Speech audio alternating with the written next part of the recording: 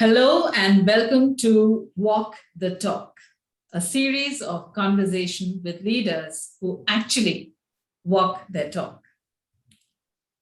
Today, I am so delighted to have with us Ms. Tania Swift, all the way from United Kingdom.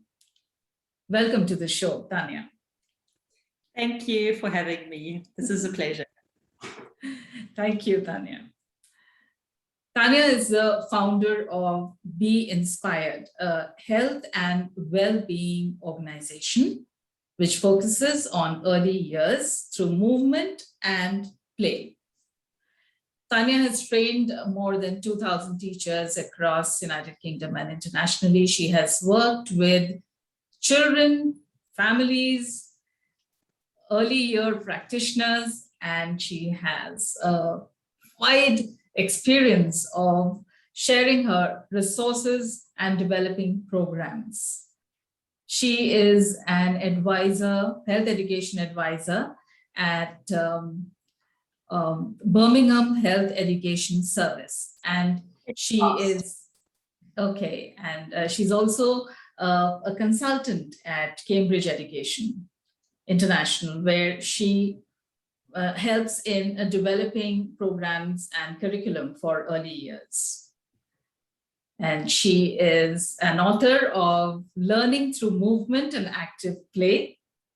Yay! I can't buy that, yes. Sure, for sure. It's available on Amazon, and I went through the introduction of the book on Amazon, and it says that it has a lot of ideas and resource material for early education and teachers and trainers. So it will be great to get a copy of that book. And Tania is also a recipient of awards for developing programs, mini moves, and fantastic elastic. So we'd really love to know that. Yeah. So Tania, let me begin with the first question itself. What inspired you to start this organization, Be Inspired? So before I answer your question, I just want to say that was a brilliant introduction. You've pretty much covered everything. So thank you. That was lovely. Yes. So it's quite a weird one. I actually worked in outdoor education and art education with teenagers up in Scotland. And then when I moved down to near Birmingham, I got asked to set up a children's centre, which for those of you who don't know about children's centres, years ago, we used to have these hubs where parents with children in the early years could come, and then we would help them with all the services, everything that they need. So we'd give them, daycare, we'd give them advice, give them support, but then we'd also help them with any additional support that they might need. So it was a really nice place for parents to come and feel they'd be looked after. So I set up and ran a children's centre in Birmingham. And then I started working for the Health Education Service, where we went around to different day nurseries, nursery schools, etc., and helped them develop their practice around health. So that would have been physical development, healthy eating, social-emotional well-being, so just everything around health. And I started working with the British Heart Foundation, with a team of people alongside the British Heart Foundation, looking at developing physical development and what children in early years need. So this is a long time ago. And so we developed some training for schools, and eventually I just felt like what we were doing was amazing. And they didn't want to roll it out nationally. So I thought, well, why don't I start doing my own thing? So I set up Be Inspired in 2012 with the aim to train teachers and early years practitioners and potentially still support parents. And yes, it's just kept on going and going and going. I absolutely love working with teachers and early years practitioners because they all really care so much about what they're doing. Mm-hmm. And they don't get a lot of training around early years physical development. So they really appreciate it. And I have to say, a few years ago, I was out in India and I trained about 120 teachers, leaders, parents, etc. And it was one of the most incredible experiences because everybody was just so wanting knowledge and they just, oh, it was amazing. I loved it so much. And I was hoping to return, but for obvious reasons going on in the world, it's not happened yet. But yes, so that's why I started doing that. And it's something that I'm extremely passionate about, because when children are moving and playing, they're not just having fun, they are developing in every way. So if children in early years, and I mean, different countries consider early years up to different ages. In the UK, it's up to the age of 5, but I tend to work alongside a lot of other leading countries, and I consider early years up to the age of 7. And so I really look at how children develop, you know, their brains, how they develop their social skills, how they develop emotionally, all these things when they're moving and playing. And a lot of it's when they're left to play rather than, you know, just always organizing planned activity. Yeah, that's an awesome share.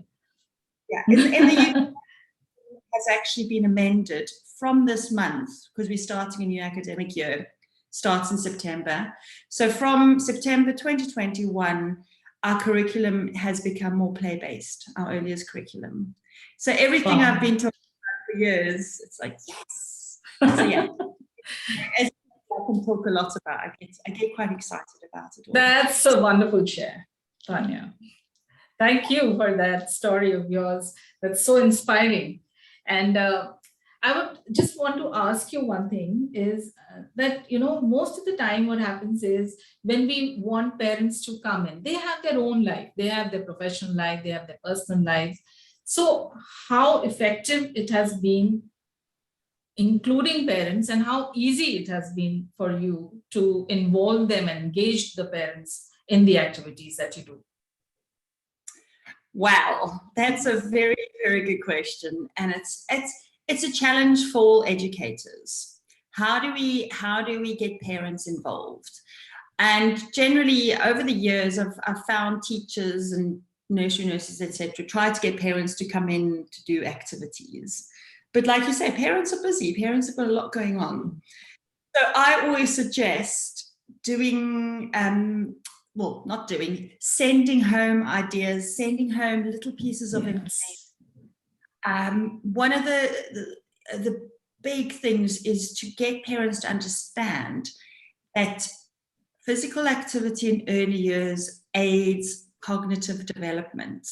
So children actually in the early years need a lot of movement and play in order to make them ready for school. It prepares them. Actually, a child in early years will develop their writing skills more through play than sitting down trying to write. They will develop their understanding of numbers through playing with nature rather than just getting them to count. Because if you teach a child to count, they're just learning parrot fashion. They don't understand the context of numbers. But if you're using numbers in play and movement, they're actually starting to understand what numbers mean, how they work together, you know, that kind of thing. So I always say, if you want to get parents more involved, or you want to encourage parents to be more active with their children, that's always a good way to start, getting them to understand that this is going to make them ready for school. This is going to help them with their achievement and attainment at school. And they will be learning a lot when they're having what we call fun. We often say in early years when children are playing, they're actually working. They're actually, there's just so much going on. And like I say, it's not necessarily just about planned activities. It's about getting them into lots of exciting outdoor and indoor environments. So we talk a lot about engaging environment, an environment that makes a child feel safe and happy and willing to try things and wanting to run around, wanting to explore, wanting to try things, you know, an engaging environment is so important. So first of all, it's about sending little bits of information home to parents, but also giving them ideas. So, you know, just things that you're doing in school or nursery, go, this is what we're doing, the children love it, give it a try at home. Because like everyone else, they need ideas. You know, we they're going to have lots of ideas, but a lot of parents just don't really know. And a lot of parents are interested in being active, so they just don't really have those ideas. And they need that guidance when they are spending that time at home with children, how to spend that time most effectively, that it benefits.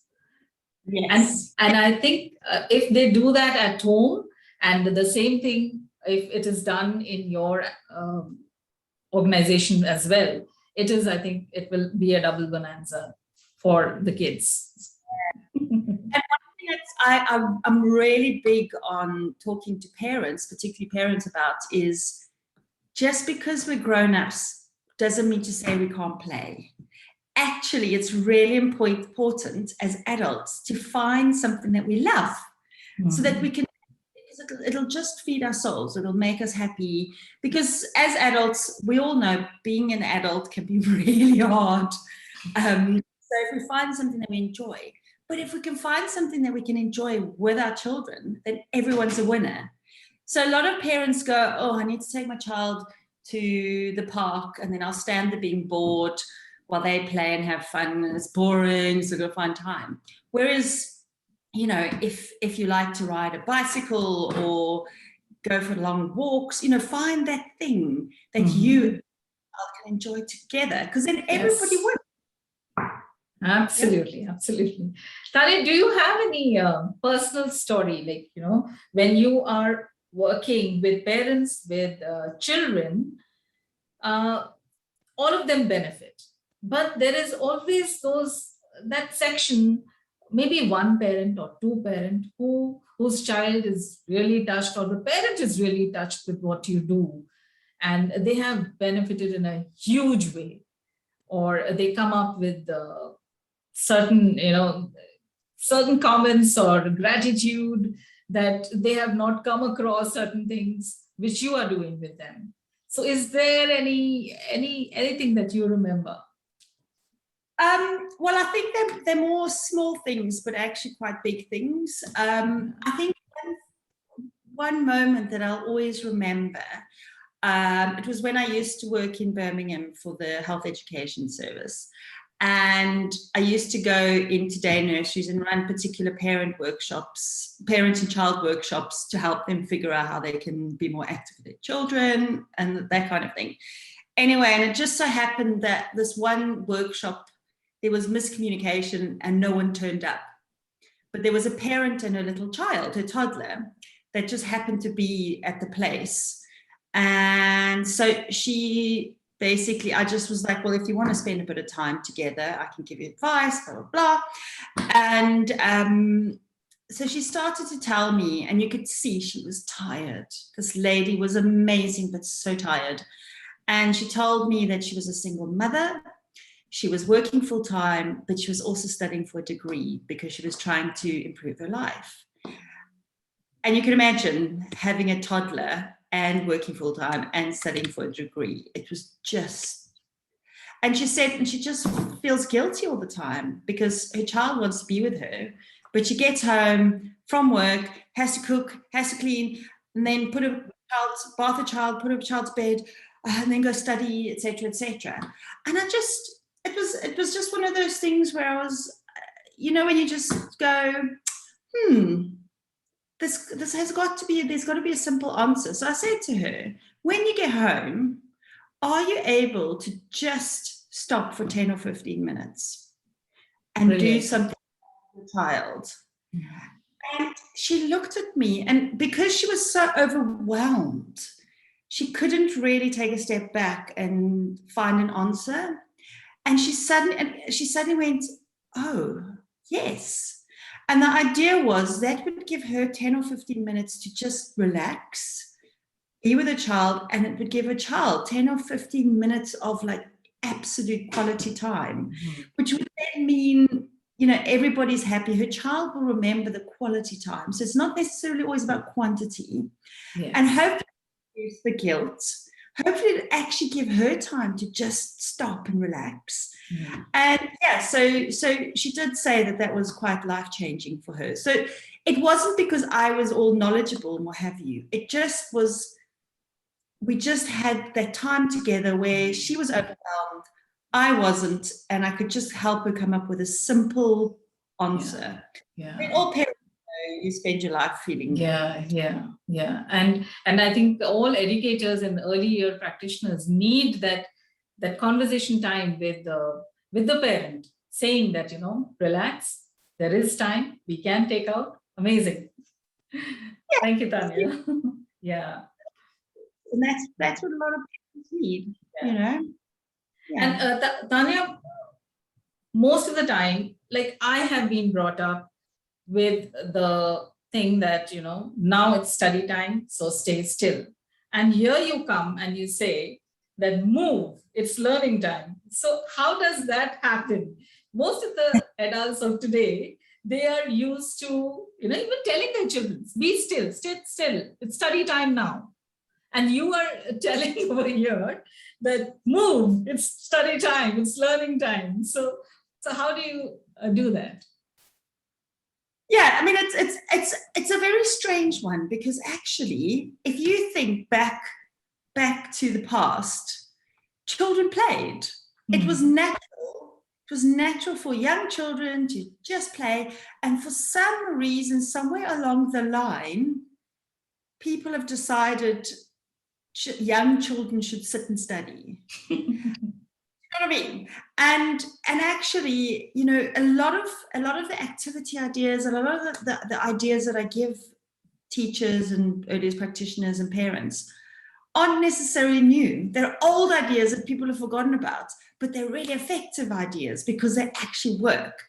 And of course, as children get older, so we do need to start teaching children, you know, sit down and focus. We do need to teach them to focus, because once they reach school age, which different countries it's different.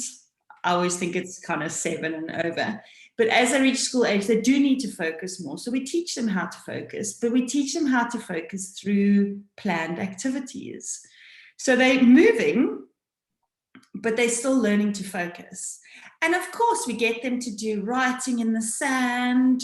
We get them to, you know, so there is still a lot of the writing, a lot of the, you know, the creative, the fine motor, but it doesn't need to be still.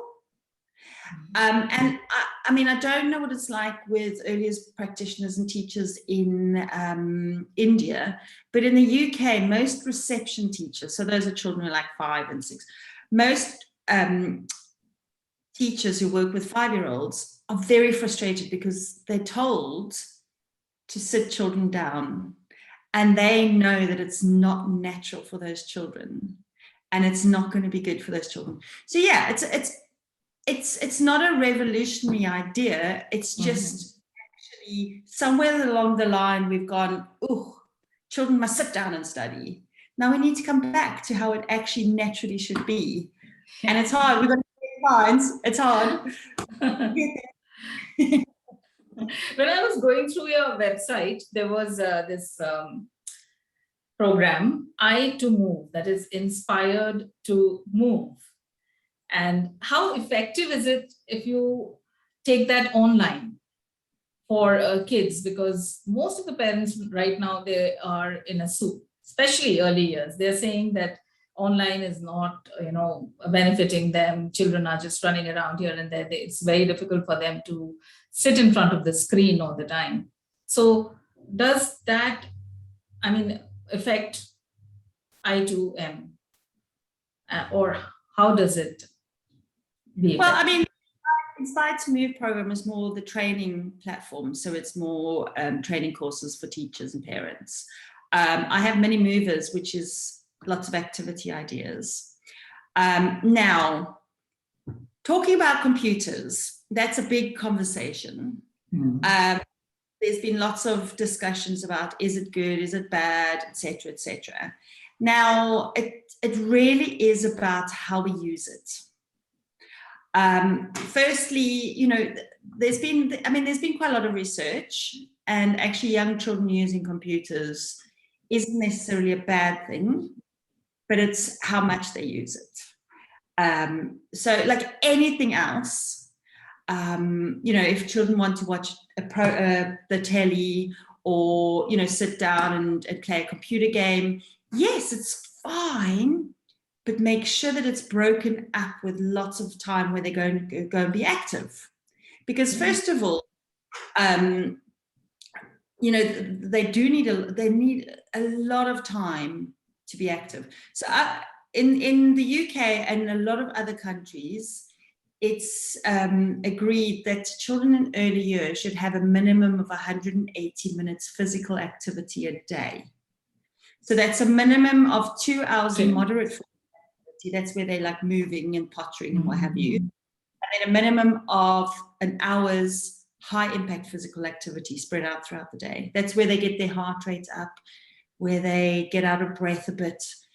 And that actually in many, many countries it's agreed that is what young children need. They need to be on the move a lot. So it's fine if they use computers, but it really needs to be broken up with active time. And then also, so what I'm trying to encourage people to do is if they're going to do online sessions, make them more active and more engaging. So if we're talking about children in early years, if you want to do an online session or course or, a lesson with young children, don't have them sitting down doing things. You need to be up and moving them, or sit for a little bit and then get up and do something and then sit. So it can actually be very effective. It's just how you use it. So a lot of my online, I work mostly with adults. So I do more training and support for teachers and parents and what have you. And I do less work with children, but I do a lot of my mini yo, which is my yoga-based activities. But my mini yo it's just simplified yoga for the little ones. But then we do stories. We put the moves into stories. So that's great for their language acquisition. We could do number things. We could, so I'm teaching them about all these different aspects that they need to learn. Talk about friendship, relationships, social skills, all that kind of stuff. So I'm teaching them these, but through active stories. Yeah. So they're engaged, they're loving it, they're enjoying it, they're having fun, they're moving, but they're learning. Does that make sense? That's amazing. That's how we use it. Yeah. And also, a lot of people often use technology to keep their children, quiet or occupied while they're busy. Fine, but don't do too much, and make sure that they're not sitting too much. Fine, they have to get up. Oh, the sun. We have weather, and the sun's reflecting off the mirror. Can you see on my face? I think even adults love that, breaking of the monotony, sitting there continuously. Go see the sun outside, or any activity in between, maybe even 5 seconds. They're just getting up from the screen, going around the house also. Brilliant. Yeah. And, a lot of people go, yeah, but I don't have a garden, or I don't have an outside space. Fine. Create hide things in the house and get them to go and do treasure hunt. Yeah. Put pillows on the floor and get them to, or something on the floor and get them to go from lily pad to lily pad. There's a lot you can do as well. Yeah. Tania. Amazing. And Tania, what's your favorite move? Like, if we are sitting here on screen, what is your favorite move with children, or can you teach us something? Well, one move. I think they always love the tree. The yoga tree. Okay. I mean, I can do it, but you won't be able to see me because I'll try and get far back. So just, I'm very sweaty. So just, you know, you see. Okay. Yeah. Or down dog. Mm-hmm. They love being the down dog. They love being a dog. So, okay. and then also do energizers with like the lion, and we can sit like lions and stick our tongues out, go, ah. If I get them to yoga lion, then after that we go running around like lions. Yeah. Then 3, we get someone to chop us down, and then we fall down. So even when I'm doing the calm yoga moves, I'll go, okay, we've done the calm yoga move. Now let's go. Let's be, we do the aeroplane. Now let's go around like an aeroplane. Yeah. And then we run around like crazy. You focus, and then you run around. Focus and run around. Amazing. That's amazing, Tania. Yeah. Thank you so much. All the children get, the more I get them involved in them creating the story. So then they can. So then it's really good for their communication and language because they're creating a story. So, you can either create it together or you get them to create it and you act it out. It's amazing. And if they're old enough, you get them to write their story down. And then they're happy to write because they've had it's their story. So they have ownership of it. They feel responsibility, which is a really good thing for them. Young children love a bit of responsibility. But then can you see why children can learn so much more when they're up being engaged and having fun and playing than if they're just sitting down? Yeah, they're not tailor-made for sitting down. They have to move, and that's what you're doing. You're doing a brilliant job, Tania. And I actually I write regularly for Early Years Educator. It's a British publication. My next article I'm going to write about our own habits, or our own, how we pass on our own beliefs and behaviors onto children. And I'm doing this for winter. So winter's coming here because a lot of early years practitioners don't like being outside when it's cold. Yeah. So I want people to start thinking about why do we behave in a certain way and how our behavior is going to impact young children. I think a lot of educators, they really care. They really want to support children. They really want to do the best for them. But they don't realize that their beliefs are going to impact a young child. Yeah, rather I came across a quote recently saying that, we teach children consciously what we know, and we teach them unconsciously who we are.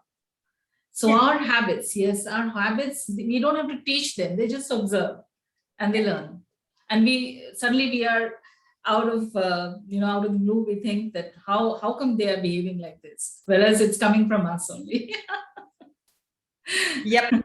Yes. So I'm sure your book, Learning Through Movement and Active Play, will have a lot of ideas over there. And all the listeners who want more ideas regarding early years, you just have to get hold of the book. It's available on Amazon. And before leaving, Tania, before we end the show, what is it that you would like to tell our listeners, everyone, parents, educators, early years practitioners? I think have more faith in your child's ability to go out and take chances and explore and do things for themselves. Don't feel the need to always do everything for your child. And make sure that you have fun with your child.